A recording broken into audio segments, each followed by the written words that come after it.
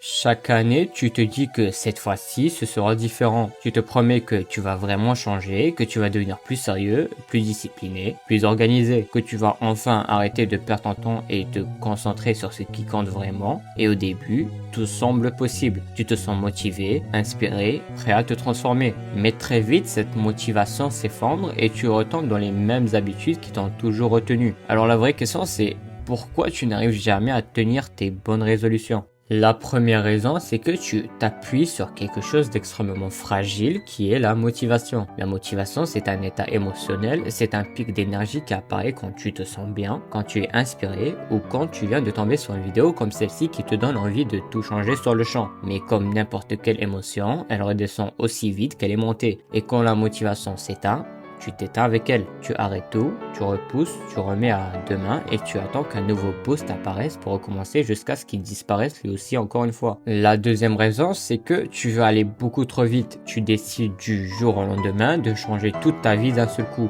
Manger parfaitement, aller au sport tous les jours, travailler des heures, ne jamais procrastiner, te lever à 5 heures du matin. Mais ce que tu oublies, c'est que ton cerveau déteste les changements brutaux. Il n'est pas programmé pour transformer une vie entière d'un claquement de doigts. Alors oui, tu peux tenir 2 jours, 3 jours, peut-être même une semaine, mais une fois que cet effet nouveauté s'en va, tes anciennes habitudes reviennent naturellement te tirer vers le bas. Pas parce que tu es faible, mais parce que tu as essayé de construire une maison entière sans commencer par poser une seule brique. La troisième raison, et c'est sûrement la plus importante, c'est que tu veux changer tes actions sans changer la personne que tu es à l'intérieur. Tu te dis que tu veux aller à la salle, mais tu continues à te voir comme quelqu'un qui abandonne vite. Tu te dis que tu veux être discipliné, mais tu continues à te définir comme quelqu'un de paresseux ou désorganisé. Tu te dis que tu veux réussir, mais tu ne t'identifies pas encore comme quelqu'un qui mérite la réussite. Et c'est là que tout bloque. Parce qu'on peut forcer un comportement pendant un moment, mais on ne peut pas forcer une identité très longtemps. On revient toujours vers la personne qu'on croit être.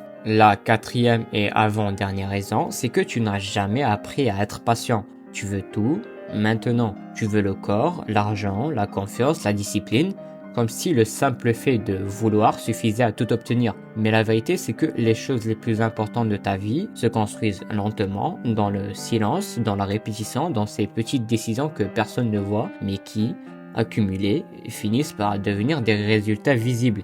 Tu veux des résultats rapides parce que tu penses que si ça met du temps, c'est que tu es en train d'échouer. Alors qu'en réalité, c'est justement le temps qui te transforme. Et la dernière raison pour laquelle tu n'arrives jamais à tenir tes résolutions, c'est parce que tu attends le bon moment. Tu attends d'être motivé, tu attends d'être prêt, tu attends la nouvelle année, tu attends que la vie se calme, que tout soit parfait, mais le bon moment n'existe pas. Il n'existe pas aujourd'hui, ni demain, ni après-demain. En fait, il n'a jamais existé. Le seul vrai moment où tu peux commencer, c'est celui où tu décides d'arrêter d'attendre. Et peut-être que cette année, au lieu de promettre des choses énormes, tu pourrais te promettre quelque chose de beaucoup plus simple, mais beaucoup plus puissant, comme être constant. Pas parfait, pas spectaculaire ni impressionnant, mais juste constant. Parce qu'au final, ce qui change vraiment une vie, ce ne sont pas les grands élans de motivation, ni les promesses lancées dans l'excitation, mais au contraire, ce sont les petites actions que tu répètes jour après jour, sans bruit, sans applaudissements, sans validation. Et c'est ça la vraie transformation.